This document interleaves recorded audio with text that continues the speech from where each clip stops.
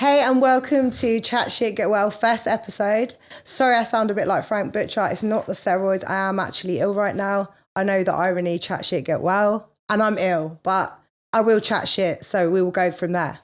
Today, I've got Ian Chorley here, and he won his physique class at the GBA bodybuilding show. And what date was it? The 17th, 18th of November. Yeah, it was, no, not November, last month. It was last month, yeah. It was last month. It was October. Anyway, when you presented your award, your coach, Matt, came onto stage and made a really nice speech about your recovery and how you've improved as a person, how you've obviously got away from your addiction. So, yeah, I just wanted to have a really nice chat with you about that today and talk about how bodybuilding in particular has helped you keep on a straight and narrow path. Yeah. So how has it? So basically, really, I've always been quite athletic and sporty from a young age. I've always played football, boxed. Unfortunately, with alcohol and addiction, that came into play and sort of messed around a little bit. But I eventually got I broke my leg and I stopped playing football. I snapped my leg, tibia and fibula, and shattered my ankle. Stopped playing football. I tried to play football 6 months later. I couldn't. So I actually got into the gym when I was about 20, 28, 29, something like that. 27, I can't remember roughly. Yeah. I got into it then with one of my friends, Jason. He doesn't train anymore, but he got me right into it. And I was like a stick, basically. So it was... it's sort of nice to get back into that sort of sport environment, you know, and it's nice to be in certain gyms that people... you know, sort of talk to you, and it feels like you're like in that family environment that you're around people that, you know, are interested in the same thing, really. Yeah, and so when you say you used to train, were you into bodybuilding from an early age, or is that something you've discovered? What is your age now? I'm 38 now. So this was your first bodybuilding show, wasn't it? It was your first bodybuilding competition, first time on stage. So what sort of made you decide that you're going to push from just training in the gym to, I'm going to go on stage? I don't. To be honest with you, I don't. I've had Matt as my coach for nearly 2 years now, but obviously I sort of was up and down with the alcohol and the drugs, so it never sort of pushed me on to do it. I wanted to do it because I said to Matt, I really wanted to do it. I wanted to. So I basically feel like I've achieved something, because obviously when you're in that sort of spiral of alcohol and addiction. You basically, no one ever tells you you're proud of yourself, so it's hard really for me to, when people say that they're proud of me, but now I'm taking it on board. So when I'd done it and I actually wanted to achieve something by doing bodybuilding, so it was nice to get an achievement. But like I said, but the main reason why I wanted to do it is to show people really that there's a way out of these dark times, that, you know, from, you know, drink and drugs, basically. Yeah. Do you feel like it gave you like a real good... I mean, being on prep myself, I've done it. I know how difficult it is, even without an addiction. Yeah. You know, it's hard. It's hard on your family. It's hard on your friends. It's hard on your work. It's hard on everything. So also fighting an addiction at that time, because... you know, what everyone will say, if once you're an addict, you're an addict. You know what I mean? Regardless if you're still taking or you're not, you're still always going to have that temptation to take you back to drugs and alcohol. So to be able to commit yourself to, how long was your prep? Sorry. What, for the show? For the show, yeah. 10 weeks we had, 10 weeks. I mean, that's quite a short prep, to be fair. But I mean, even, you know, just the schedules, the going to the gym, the diet and stuff like that. Would you say that really sort of gave you a goal to work towards, that made you... kept you away from having like maybe negative thoughts or anything like that? Yeah, it definitely helps. It helps a lot. I find for me, I like to have routine. It's very nice to have routine in my life. If I don't have routine and structure, then that's when the mind starts to go. Yeah. So it's nice to have that, but obviously with the coaching side of it, when you've got someone alongside you who knows what they're doing and they've got the experience and the knowledge, that helps massively for me, because it saves me sitting down and research. Someone's doing it for me. Yeah. So it's nice. And like you said, it keeps my mind, because my mind's overactive with my ADHD as well, which just goes mad, as you know. Yeah. And it's good to have that sort of, I don't know, it's guidance? Nice. Yeah. It's nice to have that in the... I don't know. I mean, when I look back now of photos of myself to what I was to where I am now, it's amazing really to see what I've achieved in so little time, because it's coming up to like 6 months now. And, you know, when, like I said, 2 years, I had Matt and obviously prior to that, he's like, look, you need to get yourself sorted out. So yeah. I eventually got myself sorted out, phoned him up, sent him some photos, and he was just like, whoa, you're ready. Yeah, and it sounds like, to be honest, you've obviously picked it up really fast and got yourself in the right frame of mind. I remember previously I did have a conversation with you about, you said you sort of kind of tried to battle your addiction previously, but fell back into the addiction. And I think that's really important to tell people, you know, you might fail 3 or 4 times, but that doesn't mean you're going to fail forever. And to be able to come through and push yourself to that point where you're actually on stage in front of everyone, presenting yourself in the way you did, it's a massive achievement. And you should be so proud of that, definitely. Do you think that sports has had an impact on your mental health? Like, when you've gone through good stages in your life, have you always found that sports have been alongside that? Like, because you said you were like athletic boxing, things like that. Yeah, definitely. For me, like I said, I just find when you sat at home and you're watching TV and you're watching Netflix, and it's just the same repetitive things. But when you're in sports, or when you're trying to achieve something like a goal, you know, like a game of football, you want to win a game, you actually want something out of it. So for me, for example, when I'm at the gym, when I'm training in the gym, when I'm doing weights, I know that I'm going to get something out of it because I know I'm going to build muscle. So it's like an end goal to me. Yeah. But for the cardio side of it, like the running, yeah, no, cardio is not for me, definitely not. Yeah, obviously like short-term goals, basically. So with sports, it's easy to see those. Like you say, you win a match. You can go to the gym, you can track your weights. You can say, I've done 8 reps at this weight. Next week, I'm going to do 10 reps at this weight. So for me, I get that little buzz off knowing I've beat myself every single week. And I might see like a little like muscle pop in the, you know, in the mirror. And you're like, okay, I'm glad I came today. I'm glad I did. Or even those conversations that happen in the gym. You meet so many people. I have met so many inspirational, what the word? People. Inspirational. That's the one. People in the gym, and they've helped me so much. Like, I've grown from meeting people in the gym. It's my church. It's literally my church. I go there every day. I say thank you. I'm so grateful that I meet the people that I meet. I'm grateful for the facilities I can use, and I leave every day feeling good about myself. How long have you struggled with addiction from an early age, or? I don't know. It goes quite deep, to be honest with you. When I go back to like when I was a child, I was I don't know. We lived like a normal lifestyle with family, nice holidays, mum and dad work, no problems. But I wear contact lenses, so you know, 20, 30 years ago, glasses were like that.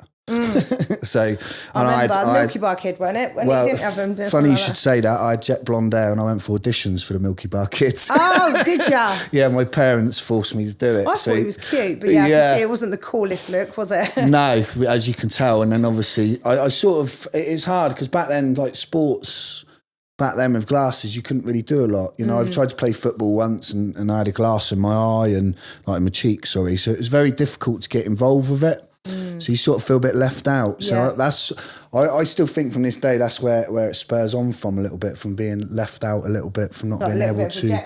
Yeah, definitely resentments there. A lot of resentments built back from that. But the addiction, I mean, I suppose a lot of it is, I can't really explain what it is. It's probably a lot of it is just boredom and being a bit self-centered and doing what I want to do, really. Yeah, bit of self-destruct. Definitely. So, I mean, to the point, like, towards like the back end of last year, this year, I was using to try and die, basically. Right. I wasn't strong enough not strong enough. That's not the word. I wasn't. I couldn't commit suicide. I tried it twice. Don't get me wrong. Take tablets and things like that, and tried to cut my wrist once, but I've never gone much further. Do you know what I mean? It's always something to stop me. But I'll try and use. What is it you were using at those times for that purpose? I was just generally using a lot of cocaine and alcohol. Yeah, and it's amazing how much it does destruct your life. It makes you worse. If you're depressed, it makes you a lot worse than what you are. It's crazy how bad it makes you feel. Yeah. So what made you get into the situation where you first were involved being around cocaine and stuff like that, was it? Oh, blimey. Well, it goes back when I was 15, 16. I was going out and, dropping ecstasy tablets left, right and centre, and then it just spurred on from that, really. Yeah. And then it just became a bit of an issue. Do you know what I mean? Like, even from the age of sort of 16? Nah, not. I'd say probably in my late 20s. That's when it started, mainly more. Okay. But it's mostly, like my wife were chatting about it last night, and if someone was doing it in front of me now, it wouldn't be a problem. But if I have a drink, then it's a problem. Yeah. So, you know what I'm saying? If drugs are in front of me now, I'll be like, yeah, you do what you want to do. That's fine. I haven't got an issue. I have a couple of pints and then that's Different it. story. I'm off. Game over. Yeah. So that's the problem. And a lot of people say that's the entry, isn't it? The entry to drugs is drink. So they can't do one without the other. Yeah. And I personally, I've come to a couple of situations in my life where I've been like, I actually need to stop drinking, because it's every time I drink, I will end up getting on it. And and I hate myself for it. Yeah. And as much as I understand addiction, and I don't personally feel I've had an addiction, there has been times it's become almost worrying, where I thought, actually, this could turn very, very quickly. Now it's time for me to pull this back. Yeah. And luckily for me, I have been able to pull myself back from those moments without sort of really needing any therapy, so to speak. But I've started to realise this isn't making me feel good anymore. No. There's a certain part where you can go to a party, you can take some drugs, you can have a drink, you can have a good time, you can walk away and you can have a normal life. But then it sort of gets to a point where you're chasing it, constantly chasing to feel better. And it's just depleting you lower and lower and lower. And that's, for me, it's definitely been a challenge that I've had. And I still have those challenges occasionally where I'm like, come on, you're an adult, grow up. You've got to think about other things. You've got a job, you've got a house, you've got children, you've got like priorities now. So I know you're actually you go to some groups and stuff, like support groups, don't you? Yeah. So I go to a group, it's basically this, they call it CA, which is Cocaine Anonymous. It's the same, it's a foundation off the back of Alcoholics Anonymous. So it's exactly the same thing. Yeah. You've got CA, NA, you've got all of them. So I started off, I was doing six meetings a week, obviously training as well. But it's saved my life, really. Obviously my partner has as well, because she stuck with me through like thick and thin. Like, she's just moved over from America, and I'd disappear for 3 days, I wouldn't talk to her, she would know. And it's I've got a lot of gratitude for, I feel guilty for it, don't get me wrong, of course I do. There's a lot of guilt in it, but it's I heard something the other day about it, and I stick by it. The old saying, when people say, forgive and forget, you never forget. Yeah. You can forgive, but every time I remember the forgiveness, so every time something bad comes up, I always just try and forgive, because I'm never going to forget it. Like, things I've done wrong, I'm never going to get them. You never do. People go, oh yeah, it's all right, but you don't forget it personally. Yeah. So I've got to try and remind myself daily, really, the things I've done, and just try and become a better person, really, for what I've done, because it's all, like you said, it's a mistake, it's a learning curve, but at the age of nearly 40, you'd think I'd have grown up by now. There's still a lot to learn about life. I think life begins at 40. That's what I'm waiting for anyway.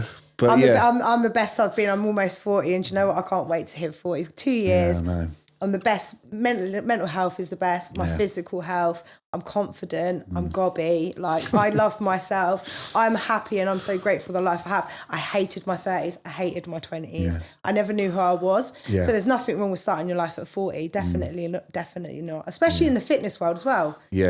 All of us looking good up there. Some of them, the Olympians and that, they're, some of them are in their 40s and they look incredible, But I know you said about your support system with your wife, and you obviously going to your support groups and stuff like that. It is hard to see what's going on behind the scenes when someone's going through the addiction stages and stuff. You sort of see the fall of those, but you don't actually notice what's happening behind the scenes and the damage that goes on behind, to the rest of the family and stuff. And having someone there to support you through that obviously, like I said, you're so grateful for that. Sorry. But obviously there are people out there that haven't got those support systems and stuff. So what would be your message to say, for someone that hasn't got that? Just just don't be scared. Just shout. Really, it's I always, like the thing is, it was. I always remember the first day I walked in the room, and I walked to the meeting, and luckily it was one of my friends. He took me. I phoned him up, like crying my eyes out. He said, "Right, you need to get to a meeting. I'll take you to a meeting." He's been clean for like 12 months. He drinks alcohol, but he doesn't touch drugs anymore. So he took me, and I went to a meeting, and it was just it felt like a blessing in disguise, really. Like I was meant to be there, but. I just can't believe, like, the hardest part of it was, like, saying at the meetings, you have to say your name and then you're an alcoholic and an addict. And that to me was like lifting a ton of bricks off your neck. Okay, just like a massive release, like, fucking hell, I've said it. Because you've accepted. Do you know what I mean? I've said that I've got a fucking problem here. But I think as well, you're in a room where there's no judgment. No, there's no judgment in these rooms. It'd be very difficult to sit in a room of people that you like that don't have addictions or that might not, and then, I'm addicted. Like I'm an addict or this and this. So, for someone that doesn't have any other support systems to go into a group like that would, I'm assuming, be quite not a nice place, but a safe place. It is a safe place because it's one of the nice. I'll tell you what, it's when people go to the pub and they think, oh yeah, that's my local. You'll get more love in these rooms. It doesn't matter about your religious background, your ethnic background. It doesn't matter what you look like, what money you've got, nothing. And you walk in the room, there's people hugging you and asking you for your number. And then you'll get 20 phone calls the following day asking how you are, how's your head, how's things. And that's what people should be doing day to day. Yeah. I remember when I was younger, I'd walk down the road and people would say morning to each other. Don't do that anymore. No. It's very rare. You go around your neighbour's house for a cup of tea. There you go. My neighbours, when I grew up, we lived in Netherfield, which is one of the roughest estates in Milton Keynes. Really? But we had such a nice community. Everyone's front door was open. We'd have dinner together. The kids, we all played together. They'd go out on the street, they'd call your name when the lights were going off, you'd all run home. And we were just everywhere, it was such a lovely community. And I do believe, there is a lot of breakdown now. People don't want to talk as much. People don't want to talk face to face, definitely. More social media and over the phones and things like that. So I did an event with the Man Cave, which is Milton Keynes men's mental health group. And for me, being around a group of, I'm not going to lie, it was a little bit, not strange. I wasn't used to seeing, there was 10 guys talking about their emotions. And I was like a bit taken back, and I was sort of like, wow, this is actually really nice and a bit emotional, because I thought they were just so open and the way they were talking to each other in such a caring way was just so nice to be around, because I'd never experienced men openly talking like that and supporting each other. And that's why I would just really encourage men to go to these groups, whether it be CA, AA, even, the Man Cave isn't necessarily for people that have just got addictions. It might be people that have been through trauma. It might be people that are just struggling in their jobs. It might be people that just don't know where to socialise, that isn't in a drinking environment, because a lot of men do socialise in the pub. Or in sports. But, some people might not feel comfortable to go to the gym, and things like that. So, what was I going to say? What is the, what would you say was your lowest point? God, blimey. Well, I tell everyone this story. Lowest point really was, when was it, my nan died? 2 years ago, wasn't it? Yeah, so 2 years ago, my nan passed away. Her birthday's the day before mine. Oh, sorry about that. Right. And, that's all right. I still struggle with it now. And you're very close then. Yeah. And I was just using and drinking too much, and I got to the point where it was I was passing blood both ends. Oh God. I lost a lot of weight. I wasn't eating, wasn't working. It was just getting too much, and there's just almost like a light switch moment. I remember it now to this day. I was in my bathroom at home, and I looked in the mirror, and for some reason my head just went out, and I looked in the mirror, and I just, what the fuck are you doing? What the fuck are you doing? And then that was it. And it all spurs back to the story of how me and Tiffany have met, and I feel she set all of this up for me. She really has, and it's How did you meet? Were you Well, we basically my nan passed, and then obviously I'd had that moment, and I went sober for 2 months on my own.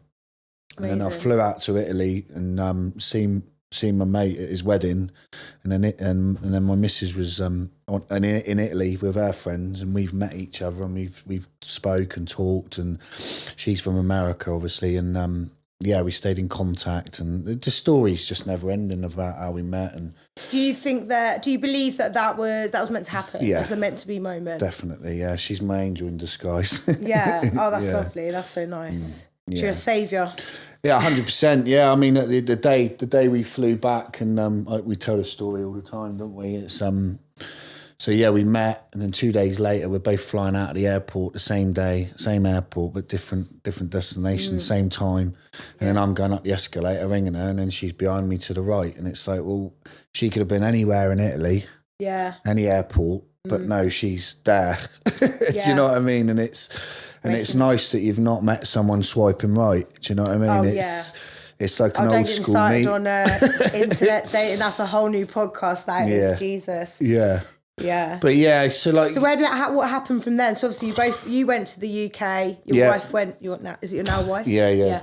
Went to America. Yeah. And then how soon was it before you reconnected? 6 weeks. 6 weeks. So we stayed on video and FaceTime, just connected, and then it was nice really because we never kissed, never anything. We just that one night we just chatted, exchanged Instagrams, and then we just got to know each other for 6 weeks over video. Yeah. So like no dinner dates, nothing. It was just nice to get to know someone, like the old school way. And then flew out, and then she said to me, "Do you want to see you?" And I said, "Yeah." And then I booked a ticket as I was on the phone to her, and I was showing her, and then that was it. And then we're here, and then she's just moved over. So you flew out to America? Yeah, I flew out to America, and then we just kept doing it like that for over a year, and then she's now here. So I know you spoke about your wife has dealt with you having your relapses and stuff like that. What made you? So obviously you've met your wife, you're in a really happy place. You've got everything you want at that point. 100%, yeah.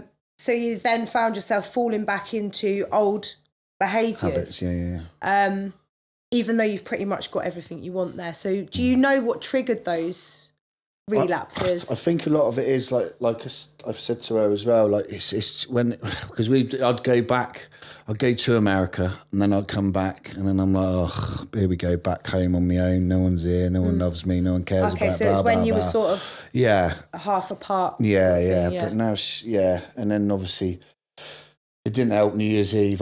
One New Year's Eve I drank far, because when I drink, I don't, like, basically if they're pouring 1 pint, I'll order 2. That one's gone. Yeah. That one's gone, and then the second one's on the bar ready. So yeah, it's got a bit too much. I drank too much, and it's I didn't realise, to be honest. I just thought it was normal being English. Do you know what I mean? We like to drink, and that's it. That's the culture, yeah. And you are considered a bit of a weirdo, to be honest. If you don't, I've had that opinion of people now. But you know what? So many people now I look at and I think, do you know, I'd love to be like you. Yeah. Like, I know a lot of people that have had addictions and have pulled their lives and turned them completely round, achieving well in their jobs, in their relationships, in their like careers, like their competitive careers, but can go out raving, sober. What? Like, I'm like, I need to be doing this. I would love to be able to go. I love raving. That's the thing. My problem is I like raving. So when you go raving, things happen.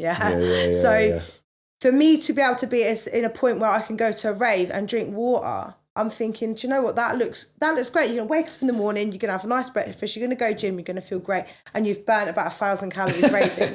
Listen to your favourite music, do you know what I mean? That doesn't happen, does it? No. I go out raving, I'm still awake at 8 o'clock in the morning, and I spend about 4 days recovering. And I go, oh, that was a good night. Well, the rest of the week wasn't. Do you know what I mean? Bank balance is so bad. I would love, and I do, and I look at people and I admire them. Whereas before, years ago, in my 20s, my face like, what, you don't drink? You know, the culture, it's completely right. It's a culture thing. We're seen as, I mean, I went to Ibiza recently and I met a lot of people from different places. And they were like, oh, what did you come for? And one of the lads was like, we've come in for the drugs. This is one of the English lads. Really? And the other cultures were like, we don't even drink. Like, we've come here to, and I'm like, well, you've come to Ibiza, you don't drink, you don't, like, what are you doing here? They're like, we're coming here for the clubs and everything. And that's when I was like, wow, this is actually just it is an English people thing. I really do think it is, yeah. It really is. And I've been brought up around drink. Yeah. My family are drinkers, you know, and I grew up in the pub and I had to play darts and I had to play pool, you know what I mean? Yeah, snap. That was my sports when I was a child. Yeah, but it's all changed. But and I suppose it's nice as well for you to have someone that maybe is from has a different outlook. 100%. Yeah. It's amazing when you go out there. They don't really drink like we do to excess. No, which is the way it should be done. Should be in a healthy, moderate way. But being an addict's brain, it's like, what's the point in that?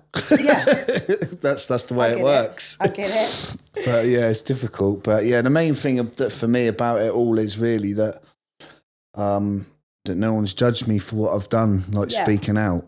Do you know what I mean? And I think that's the most worrying thing at the start, like going back to what you said earlier, is that you've admitted that you've got a problem, you've admitted that you've got these demons and you've got these things inside you that force you to do these things, because it can be helped and it can't. People think that it's something that you can just switch on and off. It's not. It's hard to get away from.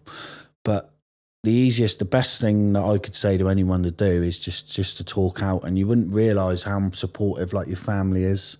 Your friends would be.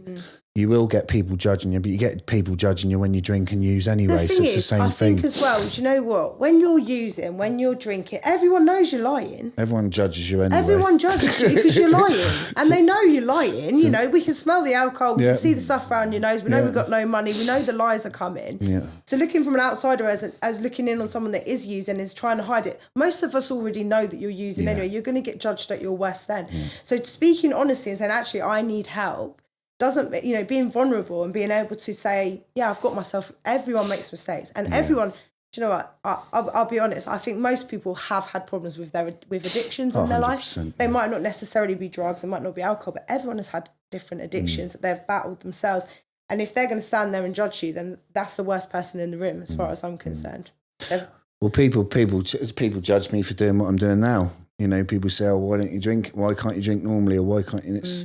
Well, you judge me when I'm not drinking. Now you're judging me for drinking. And it's like, well, which ones you want? You're not doing no wrong for right, really. So you just let them get on with it. You've got to look at what version you prefer, really, isn't it? I prefer this version. I really do. Like what you said a minute ago, you know, to go out all night, 8 o'clock in the morning, still going, then you sleep all day, and then you do the same again, and your weekend's ruined. You've spent a load of money. I've got money in the bank now. I've got a happy life. Yeah. Do you know what I mean? I feel like I'm at peace. I really feel like I'm at peace. My head's clear. My business is going well. There's just things that are happening and doors are opening that I don't know why they're opening, because like I said at the meetings, I feel like I don't deserve it. But people are like, well, you've changed, so you do deserve these things and accept it. Good energy you put out attracts good energy. Yeah, what it does. you put out comes back, and I'm a massive believer on that, whether it's on a religious level or, you know, a energy level. I believe that completely. The more that you dwell on things, the more negative you are, the more negative that will come back to you, and 100%. And that's the path you've opened for yourself. And everyone should be encouraged to understand that as well. That's something a lot of people do understand. I think they live in that sort of like dark place and think negatively. It's not just going to suddenly open up, although your position might have found your wife. But you know, like for instance, like some people just obviously feel like they're bad luck, like they've got this bad, you know, they've obviously got the worst luck in the world, and nothing ever gets better for them. They might have lost family members like you did and gone through these really dark times and not know how to pull themselves out of that situation, and not have that light bulb moment like you did, sort of thing. Yeah. But yeah, it's the main thing. I mean, like when I started the meetings, I used to hear all the time, people used to say it all the time, they used to go, time will pass, and you think, well, shut the fuck up, mate. Do you know what I mean? You're only a few days in, and you know, you still want to drink and you whatever else, and again, it will pass, time will heal, it will, and it does. And that's but when you like you said, when you're in that dark place, dark sort of area, like it feels like you're in a box and you've got no one, and that's the hardest thing to get out of that box. But you know, the only way that I can sort of break that down is like when you're in that box, but if you open the lid, you've got the light, and the light opens up, and then you know there's a way out. And there is a way out. Do you know what I mean? The proof's in the pudding. I've done it. Now I can't sit here and say that I'll never drink again because I'm an addict or an alcoholic. I can't sit here and say that because I don't know what the future holds. Yeah. But at the moment, I've got my tools in place. I've got people that I speak to, like my sponsor. You know, he's brilliant. He's good for me. He's younger than me. Hey. Yeah, which doesn't make any difference. Yeah. But so what is the sponsor? So basically a sponsor is, so when you go to the meetings, you basically, the people sponsor. So basically they teach me through my 12 steps. Okay. So I work for a program, which I'm doing at the moment, which helps me learn about myself, actually, who I am. Because like what you said earlier, I don't really know who I am. I haven't got a clue who I am because I've just been on another fucking planet. Do you know what I mean? Pissed Away up. with the fairies, pissed up, being a fucking idiot. But I'm slowly figuring out who I am. You know, you know, like when I won the competition, I broke down in tears. You know, in my wife's arms. I was crying for 5 minutes. Yeah. But I've never felt like that. I've never had that feeling before. Never had it. Do you know what I mean? I've played football, won matches, but obviously gone on a piss after. Do you know what I mean? Never had it. But to be sober and clean and feel that and look, I mean, like the following day, I woke up at 4:30 in the morning and I looked at the trophy and I cried my eyes out. Yeah. And it's like, fucking wow. Do you know what I mean? And you're only just experiencing those emotions now because you've sort of numbed your experience for the last however long with drugs and alcohol. Yeah. And the thing is, I think people think that actually drugs and alcohol heightens your experience. It doesn't. No. They call it in CA and A, they actually call it a spiritual awakening. It's nothing to do with religious aspects of it. Yeah. They call it like a God, a greater power than yourself. So it might be, like you said, a religious aspect. It could be any religious aspect, or it could be like, for my example, it might be my nan. Yeah. You know, it could be anything. So it's just a higher power that you talk to. And that's the spiritual awakening you get. I mean, I've had so many weird things happen to me. I mean, I had Go on then, tell us a few. I had one the other week. I was on the phone to one of the other lads in CA and he's like, mate, you're doing so well. Because I've only relapsed once. But the thing is, it's a learning curve. Do you know what I mean? This program's a learning curve. There's only a minute percentage of people that get it the first time. Because it's a learning curve. You might do something, fall off the wagon, but then you'd re-look at what you've done and what you haven't done to obviously put it back in the program to go, right, well, that's where I fucked up. I need to reevaluate it. But I had one of the lads phone me out the other week and he's like, mate, not even anywhere near getting through. I'm only halfway through the program. Right. And he's like, mate, so many things are happening to you. Work's going well. You've just won your competition. You're going to go into this. You're looking good shape, blah, blah. And he said the doors have not even opened. And as soon as he said that, the lights went off in the house. No. Spotlights went on one by one. I've run into you, haven't I? And said the lights go off. And she said, yeah. And she just went, he's watching. Yeah. But it was... What a rush, though. It was... I bet like, belly in your bum. Had to run off. But yeah, I've had loads of... They call it like... I call them like God shots. Like just little things that, you know, remind me that I'm on the right path. Recognise those moments and take those as massive, like, you know, positives, like ticks. And so, like, if you're in the wrong frame of mind, you would overlook things like that normally. So to have your eyes opened is really important. And like as I say, it's not necessarily a religious or a spiritual. It's literally just seeing gratitude every day. Just go, that's what I have to. That just happened. I mean, I saw a squirrel this morning.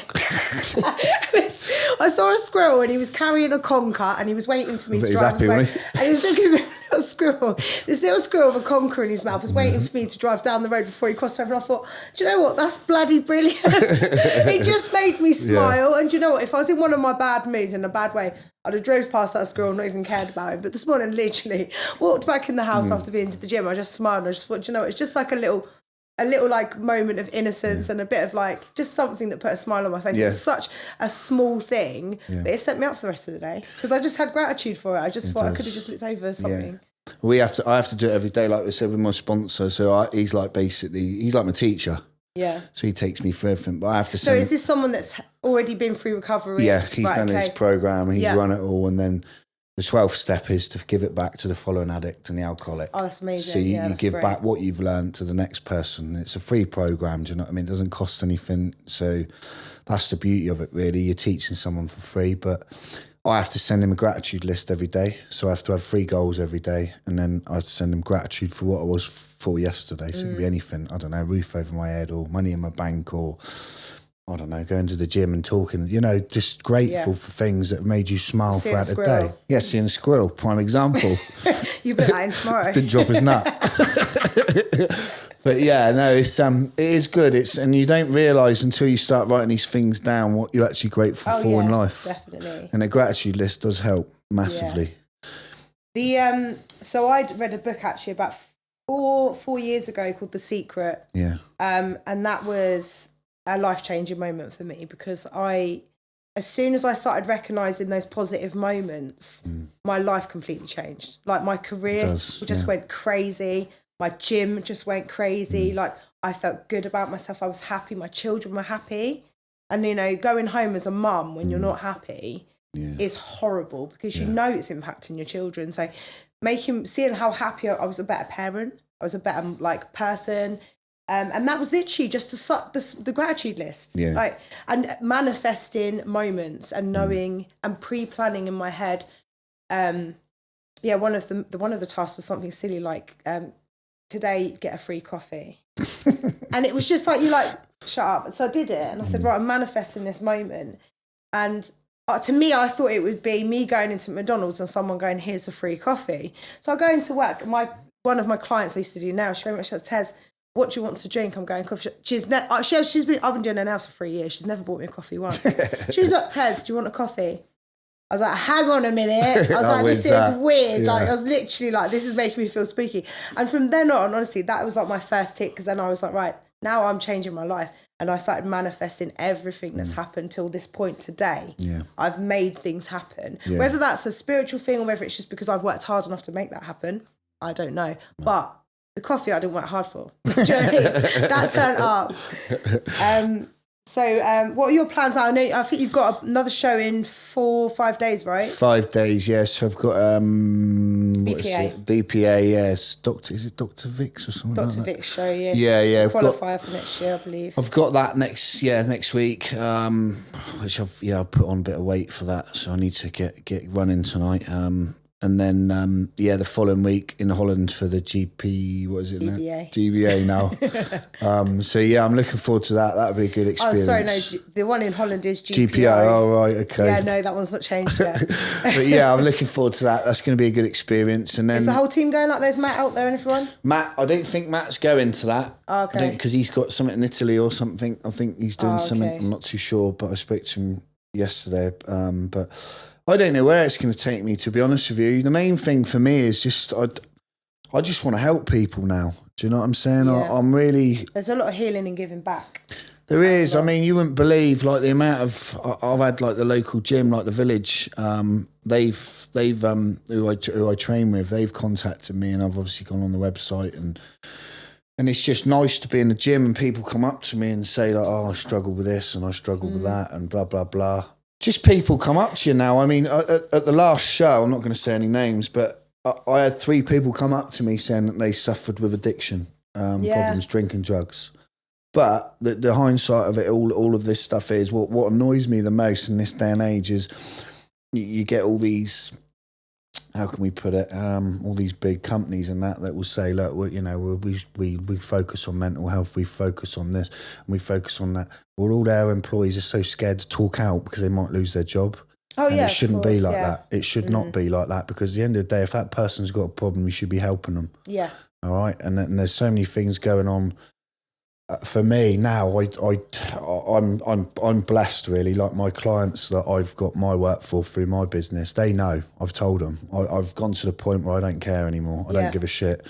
They either want to use me or they don't, and that's it. And that's the way the world should be. The minute things start going wrong, then you don't use that person. But if that person's got a problem with them, a problem, addiction problem or something, or the disease that we have, you shouldn't just get rid of them, because that's not fair. I mean, if I come to them and said I had cancer, that's a disease, they wouldn't get rid of me then, would they? Yeah, so it's very, very, because we have in the meetings, we have like a yellow card statement, which is like, what you hear here stays here, blah, blah, blah, and all that sort of stuff. And it's damaging for your reputation, basically. If you talk out, it's damaging. Right. Okay. And I just think that's totally fucking wrong in my eyes, because it is an issue. Do you know what I mean? Children suffer with it. Do you know what I mean? Young kids, you know, I'm not going to mention names. If you're in a situation where you're the first person, I think, because I'm very open, I'm so honest. I'm a bit too honest, to be honest, because there is no, it's literally, this is what you see, this is what you get. But I do find I've been in different work environments and had an open conversation about something, and then other women or other people in that group have started to talk about certain things. Just because you've openly said something might have happened, or you might have done something, and then that other person feels so much more comfortable to be open with you and not judged. Like we said before, the judgment is just the worst feeling, to be judged. I've judged myself more than anyone. I don't really care what you've got to say. Whatever you've said, I've said 10 times worse to myself. So that's just how I feel about it personally. I'm quite thick-skinned. It doesn't really bother me anymore. It didn't, like, when I was younger. But obviously, like, having that honesty is really important, and being able to feel comfortable to say, I fucked up, but here I am. I'm back. I've recovered. Everyone loves a comeback story. Yeah, I mean, again, that's a beautiful thing with obviously the anonymous programs, that, you know, as soon as you walk through that door, you can say what you want. You can literally say what you want, and there's not one person in there that will. Well, there's not one person in there that probably hasn't done the same thing. Yeah. Well, you know, we had a share last night, and they were talking about a lot of things, and I came in and said to the missus, I shuddered.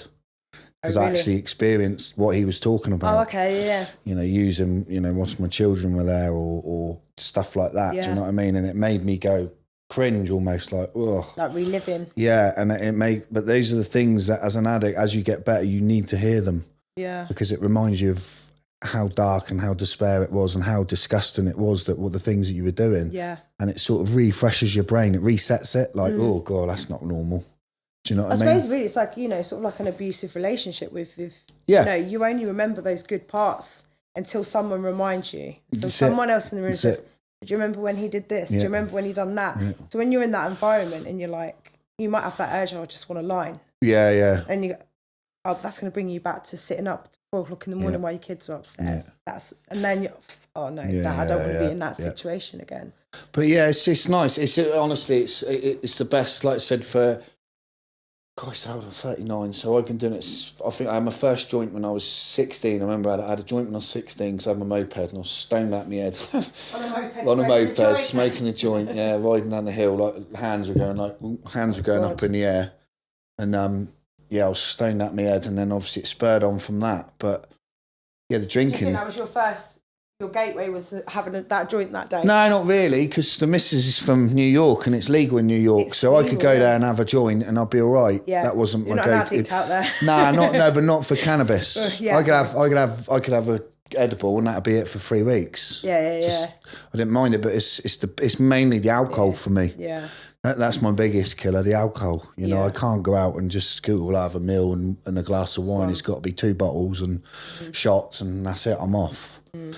So you have to sort of get yourself in a completely, like, out of your face. That's it, yeah. That's my aim. That's my goal. That's the truth. Do you know what I mean? There's no point in beating around the bush. No, exactly. So there's no point in even just having the one drink. Exactly. Yeah. So that's the point. But it's just... It's nice, do you know what I mean? And that's the beauty of it, that I think now that's a nice thing, that I can talk about it. Do you know what I mean? Yeah. I'm not scared to talk about it, because that's the hardest part, is when you hold it back. For me, when you hold it back, that's the thing. And then you have a drink, and then you put this mask on, because it always reminds me of the film, like Jim Carrey, The Mask. You have that drink, the mask goes on, and that's not you. You don't know who you are. No. And then that's why I'm working out now what I'm actually like, and what I can be like, and things I can do. I mean, I'm not innocent. No one's fucking innocent. I'm not perfect. No one is. Do you know what I mean? I'm not fucking Mr. Perfect. The ones that pretend they're the perfect ones are the worst bloody ones as well. They really are. Yeah. But I understand when you say about the mask, like obviously like playing different characters in your life, like putting on that mask and saying, I'm the fun one. Yeah. I'm the one in the group that's going to make everyone laugh, And I completely understand that. I feel like I'm the same when I've had a drink, to be completely honest. But yeah, I mean, your story really did. I did listen to it, and I did feel very like emotional and very like proud of what you've done. Yeah, thank you. And obviously, I don't understand from a personal level. I have never felt like I have an addiction problem. However, I have grown up with addicts in my family, and they've never recovered. So to come from where you are. Yeah. Yeah. It's very, very. For you to come back from that is amazing. Yeah. Oh, bless you. Do you want some tissue? Tissue? You all right? You all right? Is that a close family, was it? Or?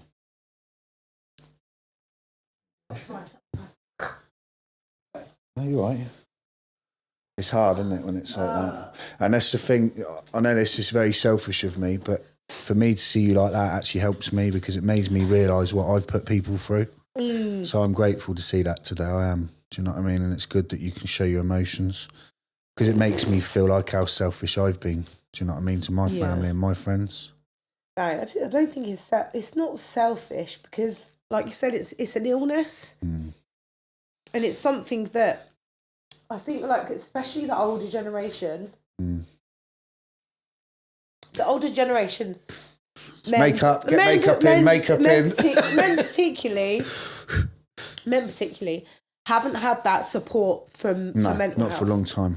No. A hell of a long time. So the stuff that people might have dealt with then when they were younger, they've never spoke about still, and they're still they still might. They're not at that age where it was captured early enough for them to recover because they're past that. They might feel like they're past that stage in their life where they can recover. Right. Anyway, back in the room. Where's the board? Cut. Just thank you so much for coming today. And that's we want to just try and get the message across about, reach out. If you're struggling, there's like groups, there's the obviously CA, AA, the Samaritans. There's lots of Milton Keynes and Man Cave especially, Bedford, Northampton, reaching out to, I think they're reaching out even further now. Any charities in your sort of area that you use? Is it CA mostly? We just use CA. I mean, and if anybody's like struggling for, cocaine, alcohol, narcotics, whatever, just type in just CA meetings. Yeah, so they're everywhere, all over the UK. They're all over the UK, they're all over the world. Oh, okay. So I've been to America, they're everywhere. Okay. So wherever you are, if you're in, Europe, so if type you're travelling, it in, meeting, you can go and there, see meetings when you're away and stuff anywhere, like that. That's anywhere amazing. in the world. So again, it's not publicised enough. It should be. Do you know what I mean? Because it saves lives. It really does save lives. Yeah, of course it does. If you want to be in a safe space and be able to talk about, and get the help that you need and not necessarily reach out to your family members as well. Yeah. If you're still in that hiding process where you don't want people to know, at least you can go to a group where everyone's going to be on the same page as you and they're going to support you. Yeah. Well, thank you so much. I know it's a long journey today for you, so thank you so much for coming in. And I will see you again at the show next week when you win again. Hopefully. Fingers crossed. And then I'll see you on the TV when you win in Holland. Hopefully. Okay, thank you so much. Thank you very much for having me. I appreciate it. That's all right. Thank you. All right.